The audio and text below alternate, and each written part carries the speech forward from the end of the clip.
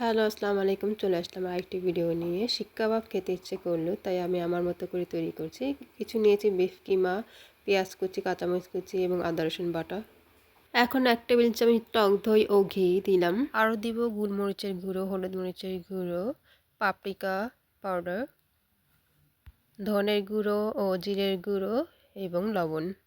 আর পরিমাণ মতো কর্নফ্লাওয়ার দিয়ে ভালো করে মাখিয়ে নিব। মাখানো হয়ে গেলে 30 মিনিটের জন্য রেখে দেব ঢেকে।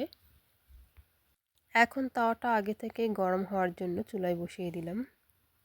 আমার কাছে স্টিক ছিল না, তাই কাঁটা চামচ নিয়েছি। এখন কিমাগুলোকে এভাবে লাগিয়ে নিব। এভাবে চাপ দিয়ে লাগিয়ে নিতে হবে। যদি খুলে আসে, পানিতে হাতটা ভিজিয়ে নিতে হবে।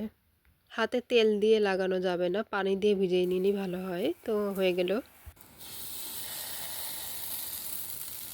এখন তার মধ্যে দিয়ে 2 পাশটা হালকা করে ভেজে নিব। সব কয়টি কাবাব আমি একইভাবে ভেজে নিব। এখন আস্তে আস্তে এভাবে খুলে নিব। আর চামচটি খুব গরম থাকে, আপনারা কাপড় দিয়ে ধরে নেবেন। এখন আমি অল্প তেল দিয়ে আরেকটু ভেজে নিব। হয়ে গেল আমার বিফ শিক কাবাব।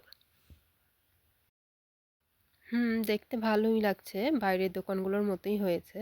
তো আপনারা চাইলে এভাবে বাসায় ট্রাই করতে পারেন। সবাই ভালো থাকবেন। আল্লাহ হাফেজ।